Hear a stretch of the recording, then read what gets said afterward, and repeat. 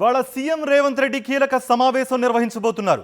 PCC chief Mahesh Goud అలాగే మంత్రులతో CM Revanth lunch మీటింగ్లో పాల్గొంటారు. ఈ భేటీలో పంచాయతీ ఎన్నికల ఫలితాలు, పరిషత్ ఎన్నికలపై చర్చించే ఛాన్స్ ఉంది. అలాగే అసెంబ్లీ సమావేశాల నిర్వహణపైన చర్చిస్తారని సమాచారం. నీటిపారుదల ప్రాజెక్టుల విషయంలో కేసీఆర్ చేసిన ఆరోపణలను తిప్పికొట్టాలని నిర్ణయించారు సీఎం రేవంత్. అసెంబ్లీలో ఆధారాలతో సహా చర్చ చేపట్టే ఛాన్స్ కూడా ఉన్నట్టుగా మనకు తెలుస్తోంది. అలాగే పెండింగ్లో ఉన్న కార్పొరేషన్ చైర్మన్ పదవుల భర్తీపై కూడా నిర్ణయం తీసుకునే అవకాశం ఉంది.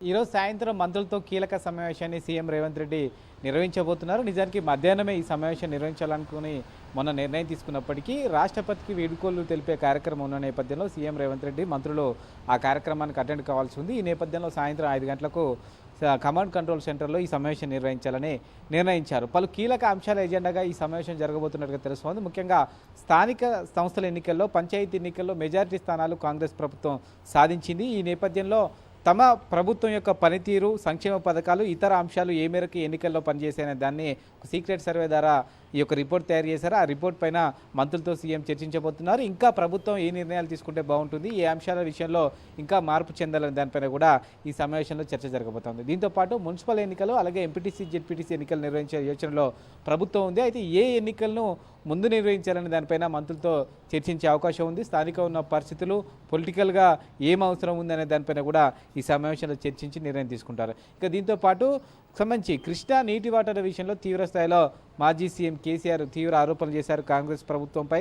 ఈ ప్రభుత్వం సంబంధించి నీటి వాటాల విషయంలో కొట్లాడడంలో వెనక్కిపోయింది, పెద్దగా పట్టించుకోవట్లేదనే విమర్శలు చేసిన నేపథ్యంలో ఈ అంశాలను అసెంబ్లీలో ఆధారాలతో సహా చర్చ చేపట్టాలి, కేసీఆర్ చేసిన విమర్శలను ఎక్కడిపక్కడ తిప్పికొట్టాలనే అభిప్రాయంతో సీఎం ఉన్నట్టుగా తెలుస్తుంది. నేను చిట్చాట్ సందర్భంగా కూడా బీఆర్ఎస్ ప్రభుత్వమే తప్పులు చేసినట్టు కూడా ఆరోపణలు చేసిన నేపథ్యంలో వాటికి సంబంధించిన ఆధారాలతో సహా సంబంధించి నెక్స్ట్ నిర్వహించే అసెంబ్లీ సమావేశాల్లో చర్చ చేపట్టాలనే యోచనలో ఉన్నట్టుగా సమాచారం.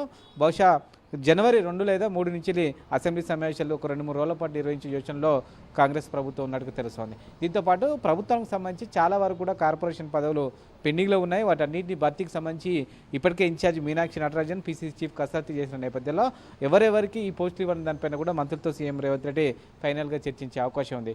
ఇక సహకార బ్యాంకులకు సంబంధించి పాలక వర్గాల సమయం ముగిసిపోయింది. వాటికి సంబంధించిన పాలక మండలి రద్దు చేస్తూ కూడా ప్రభుత్వం నిర్ణయం తీసుకున్న నేపథ్యంలో వాటికి సంబంధించిన ఎన్నికలు కూడా ప్రభుత్వం నిర్వహించాలనుకుంటుంది.